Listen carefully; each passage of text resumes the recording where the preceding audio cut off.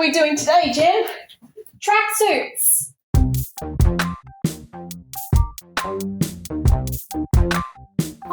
Hi.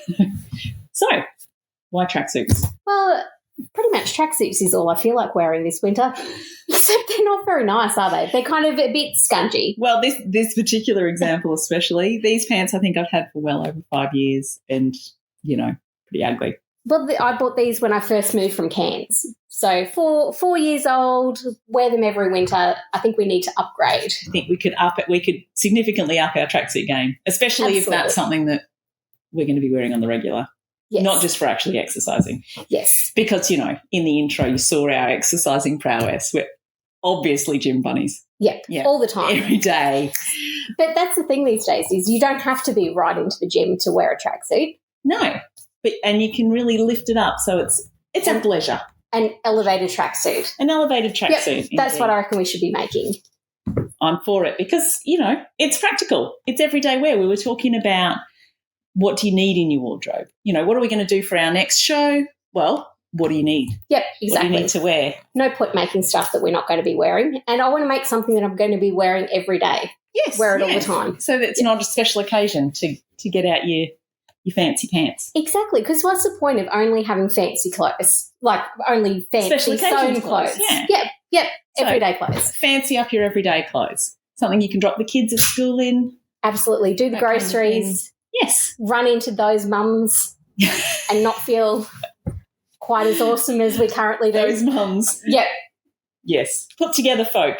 Yes, people who know what they're doing. People who aren't weird. I don't know. We bring the weird. We do bring the weird.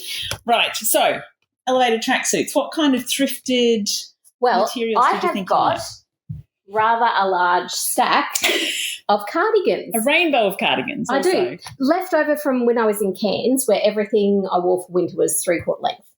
And because it's not cold. No. So I don't know. Can you make a tracksuit out of cardigans? Oh, that sounds like a challenge. Jen. Let's find out. To be honest. Find out.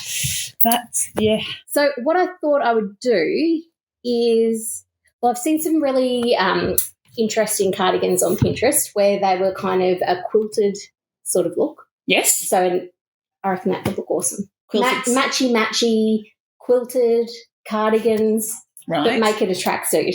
Make it a tracksuit. Right. So it's kind of like downshifting the fancy. Yes. So like I think that the fancy fabrication. Absolutely. Casual style. Exactly. Wouldn't that be comfy? So you can just look like you're wearing some designer gear, but it's a tracksuit. That sounds absolutely amazing. Are you going to go with the standard tracksuit formula? I think so. Track pants and a sweatshirt. So like a crew neck. Yeah. Jobby? Though I did see some really nice ones where they were like a knit skirt. But I don't know. I figure your legs might get a bit cold with that. It defeats the purpose of the winter, the tracksuit. Exactly. Also, if you find yourself in the need of climbing up a tree to rescue a child who loves going up trees, not so great at coming down trees. That might just be me. Well, I don't know think if that happens to other people. That was me a few years ago. But, now she no longer climbs trees. You passed the phase of getting stuck up trees. Excellent. Totally. How about you? So what have you got in mind for your tracksuit? Well, I was thinking style-wise, maybe not 2 pieces. Make it even simpler, all in one. I love it. Love it. But with how quick would that be to get dressed in the morning? See, it's pick one thing, isn't it? Yep. Joggers on the bottom, all head to one, I don't know, flight suit style, do you think we call that? I reckon that'd be fantastic. And I was thinking, instead of going with a knit fabric, I'm going to maybe go with the quilted. So it's like wearing a whole body puffer jacket.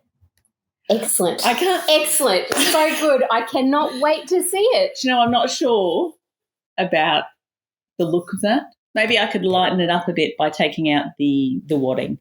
I think maybe I could slimline the whole body puffer jacket look with. I'm such a fan of the whole jacket. whole body jacket. I wish I'd thought of that, Liz. A bit of I think Marshmallow Man style for those 80s children among us. Actually, in retrospect, no, that would not be very stylish. I think your idea of less wadding, more slimline. Just a bit slimmer. Yep. It's still, we're going to say not going to be svelte, but For a tracksuit. Yep, a bit classier than the average tracksuit. Yes, yeah, just upping it a little bit. Could wear your white runners on the bottom, tree climbing ready, but also look like you got dressed deliberately. Yes, it's getting dressed deliberately, not picked up whatever was dirty on the floor. Which you've grown up for that now, Liz. We need to move beyond it. I'm hoping that one day I will be too grown up for that. We can start with the elevated tracksuit. Excellent. It's a way. All right. So should we get started? Absolutely. On it. When I think Luxe, I think houndstooth. Years ago, I came across a free quilting pattern for a houndstooth quilt, and it looks easy. 2 colours, 2 blocks. What could be simpler? You start with a solid block, alternate with the stripe block, use the same stripe block and rotate it, and then you just finish up with the alternate colour solid block and repeat. Sounds super easy to make fabric for a matchy-matchy outfit for me, doesn't it? Because why buy houndstooth fabric when you can make it? When it comes to the patterns, though, I'm wimping out and going with my tried and true Seamwork Skipper and Seamwork Mel. I'm going to omit the pocket from the Skipper, but make the Mel sweatpants as per the pattern. I've already made these patterns heaps of times and done the necessary alterations, so I know these are going to fit me well, giving me more time to embrace the true craziness, which is making quilted fabric from cardigans. Wish me luck. With my cardigan jumper, I decided to use these 2 wonderful cardigans that I was gifted. The first one from a lady at work and this one from my mum. Hopefully it all works out beautifully. First step, deconstruction. Buttons to add to the button stash. Absolutely. Though it was a very ugly cardigan, that pink one. Impressively ugly. It was. So probably the bit that took me ages was trying to cut along the grain line? The grain line, exactly, yeah. Because I thought that if I didn't do that, I'm quilting this. Okay, so it's going to stretch out in weird ways, right? Exactly. Yeah. So a lot of it was making strips and sewing them together. Did you stabilise the fabric being a soft knit like that? I did. I used some knit, like the stretchy fusible interfacing, right? Yeah. Okay. Yeah, and just kind of started layering the whole lot together. With the individual squares, I didn't interface them. I only interfaced the strips. Okay, where you were sewing together, and that because they're going to be on a diagonal. Yeah. So you don't want them to stretch out on the bias, if you will. Absolutely. That would be a disaster. So the kind of good thing was because the stripy blocks are just rotated, I didn't have to worry about making a certain number a certain way. Oh, yeah. Yeah. So they're all identical, just on an opposite angle. Exactly. Right. Exactly. But I was kind of in fear with, by the time I'd done all this, to have cut it off angle or not cut it the right size. Throw the whole design off from one square. Exactly. I had initially thought that I was making finished size 4 inches. Right. But I forgot to take the seam allowance into consideration. So it's finished size 3.5 inch squares. Right. Yeah. There was lots of mucking around. And look how beautiful it's looking. It does look like it's coming together really well. And this is actually the point at which it all went to hell. So I had chopped up my 2 cardigans completely, and then I realised this amount of fabric is not going to be giving me a front, a back and 2 sleeves. See? Yeah, look. I do see the problem. That is not going to fit on that. So then, remember, we went out, we tried to get the right same colours. We did, could not find anything that was even close. Yeah. But then, thankfully, you helped me find this lovely green cardigan. I think it goes really well. It does. It was a bit of a struggle trying to work out something that would be like complementary and not take away from the final product, right? Yeah, exactly. So lots of sewing the squares together and nesting the seams. Look, my quilting background. Not really quilting background. The 3 quilts I've made, they just taught me so many wonderful things for this. Well, you did an excellent job. Your corners look amazing. Yep, so nesting, go with the overlocker. It's all... For knits, I think it would be a disaster otherwise. Oh, my gosh, even with a walking foot. I couldn't even contemplate that. There's levels of insanity I won't go near. And they are high. Yes. Well, this is a sign that don't let sensibleness get in the way of a good idea for a project. And almost to the point where I can show you how it's looking. There you go. Look at that. A good press and you're away. Exactly. Look, gorgeous. Gorgeous, just loving life. It did turn out really well. And then cutting it out, my depressingly small amount of fabric. From all the work that went into it. Exactly, like an entire weekend to make the fabric for a front of a cardigan.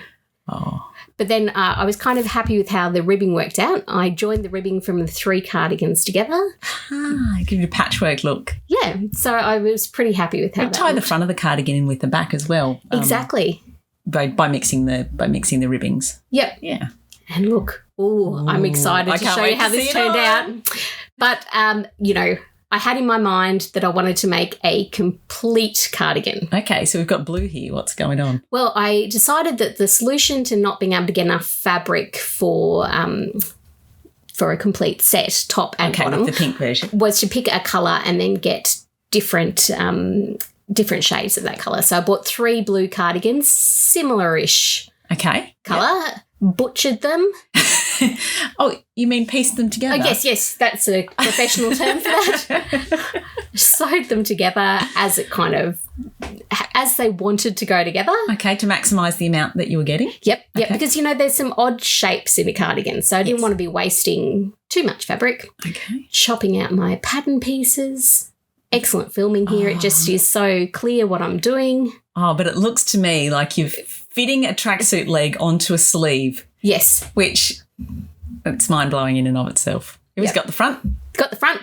I wanted to make it fancy, so I thought I'm going to add some sort of blotches of lighter colours. Technical term blotches? Yep, definitely. Okay. This is going to be my artist tracksuit. I'm going to feel very arty when I wear it. You're a walking palette. I am. Okay. But, So you got some complimentary blues and things. I did. More butchering of cardigans. Careful piecing, I like to call it. Yep. It looked like there was more buttons for the stash too. There was. I have so many buttons. It's fantastic. I tried a couple of different ways to get my fancy pants blotches onto my cardigan. Okay. So I was kind of making myself a bit of a pattern. Paul pointed out that some of my blotches were not very appropriate, completely random. Yes. Yes. I don't know what that says about your psychology, that's what I was drawing when I was trying to draw blotches. But, we'll move on from there. Yep.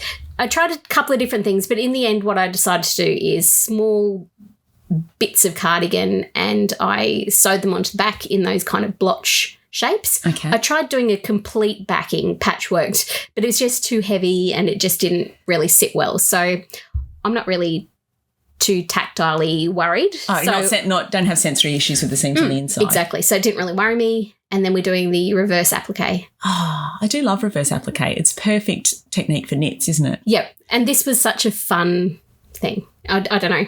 This kind of gave me a buzz.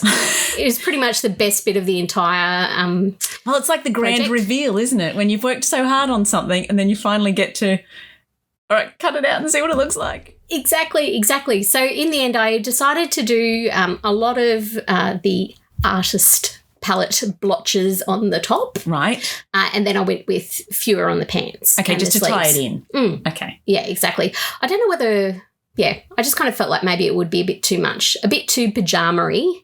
If the pattern was all over. Yeah, exactly. Yeah, that makes sense. Yeah, so lots more chopping out and then onto the... This looks like rivets or something. What are we doing? Oh, eyelets.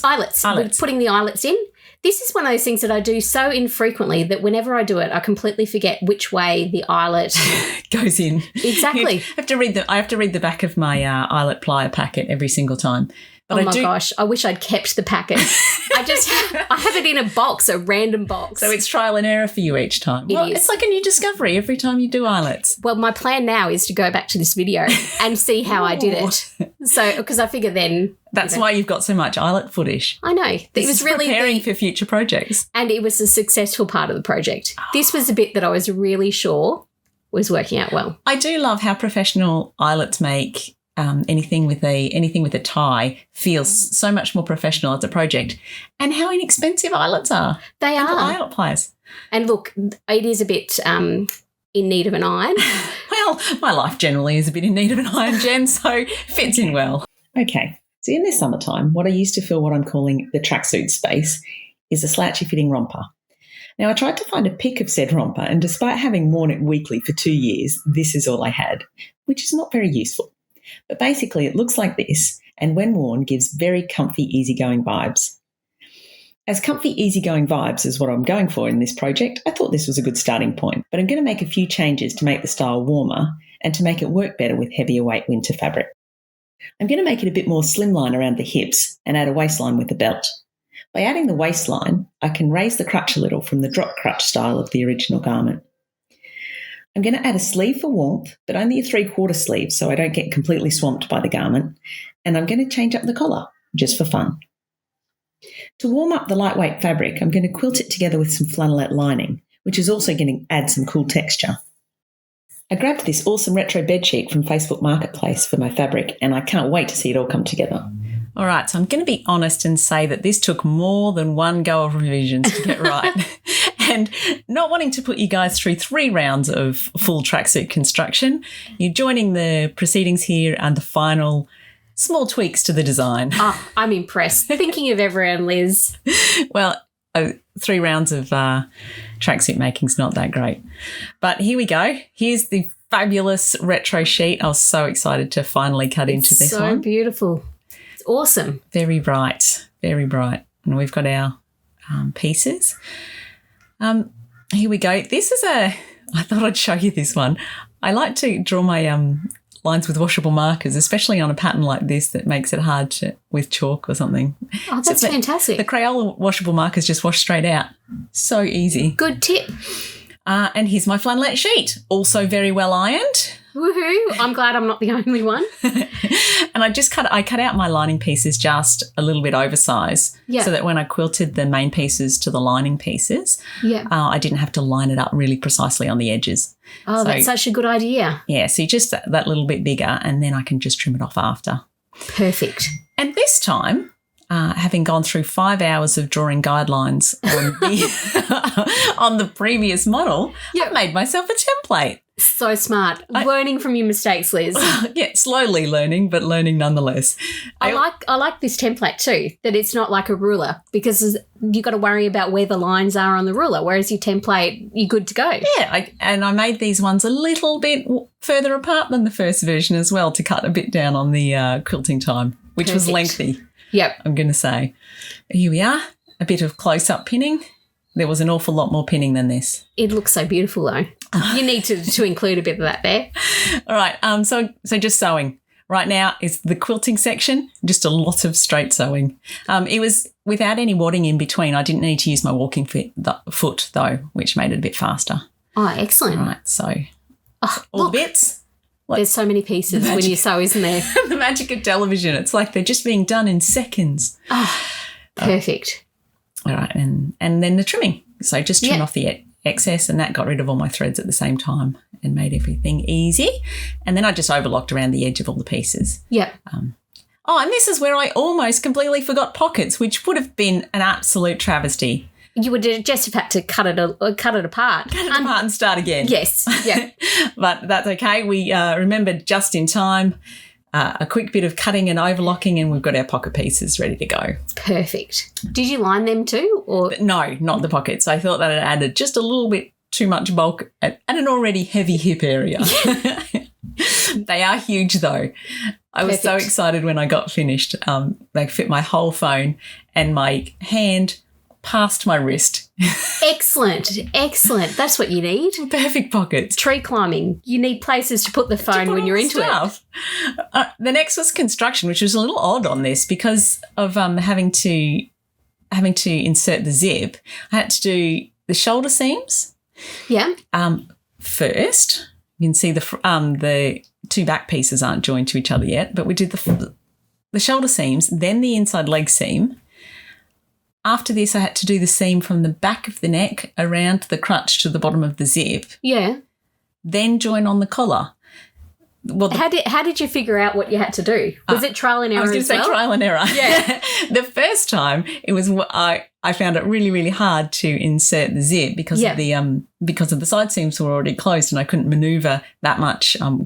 Your neck hole wasn't quite big enough to get hands and sewing machine and zipper foot. Yeah. So it was it ended up construction-wise quite odd. In my middle version, I decided to put a waistband in to alleviate this problem. Yeah. Which this waist seams just added way too much bulk at the waistband after I added the thing with the quilted fabric, and it just, that one turned into a tracksuit. Yeah. I kind of love things with fun construction, though. It does make it a bit more interesting. It's a challenge, isn't it? Yep. And you kind of feel like you've really achieved something. Yeah. You put it together and it all comes together and you're like, I am the master. Absolutely. So a little bit of zip installation here. This one's I just top stitched the zip in so that we could get the exposed zip look. Yeah. I stabbed myself several times, and after this project I've invested in some clips. Despite being not one to change a system that I've used for the last 20 years of sewing, the amount of blood that got on this particular romper. I feel as though I've achieved something. I couldn't believe you weren't using clips, Liz. She's converted me. Oh, so impressed. All right, so here we are on the collar. I was impressed with my pinning here, and you'll see me looking really quite pleased with myself, having it all lined up. Look at that precision. Oh, it looks so neat. Well, here we go. I was just thinking I was just brilliant. Yeah. And then I stitched it all down.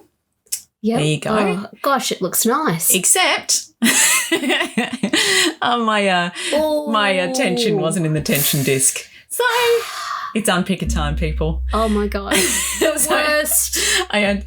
We had another go and it's all come together. So there we go. Nice, neat collar. Beautiful. Sorted. Next, with the story of construction on this one, I sewed the sleeves in first, and then I'm sewing from the cuff down around the pocket, down the side seam, and all the way to the ankle. Yeah.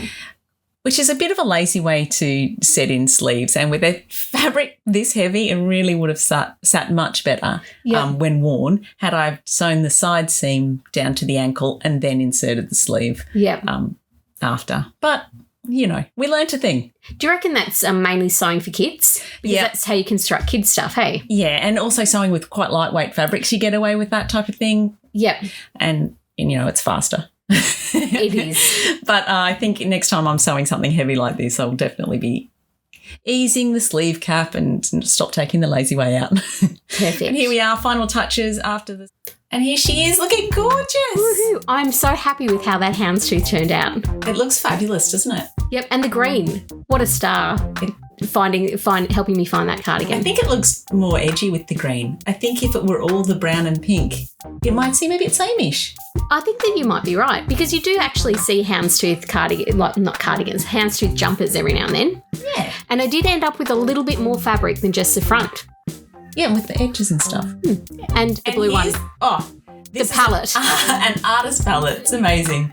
Yep. It's not just a tracksuit. You'd be wearing this out. You look put together. You look deliberate. I know. And Katie even went out in public with me in this. Oh, that is a pass, isn't it? It is. And here we go. All those little splotchy bits. I probably should have cut my cut those threads a little bit better before the photo shoot, but needs must. Exactly. And the scarf too. Yep, that was all my offcuts because it seemed like a waste to just throw them in the bin. For sure. And you can wear that with the tracksuit or without. Yep. Here we go. Look at you, Liz. I love that fabric. You were so lucky I didn't spot that sheet before you. It would have been coming home with me. It's like sunshine in an outfit. People do look at you and they can't help but give you a smile. When I was wearing it around in the streets, people smile back at you for sure. Yeah, it's so cute. All those colours and the exposed zip, all the details. My brother does tell me that I look like a Formula One driver, and he thinks that. And is he thinking that's an insult? I think that's a compliment. I am 100% on board with looking like a Formula One driver, just on your regular Monday shopping trip. Perfect. And the pockets, the quilting. You got to have a close up of the quilting. It did take 5 hours. Yep. Well, you have to give it the proper respect. And a little twirl, and those pockets. They're so good. That. Look at you, Liz. You're adorable.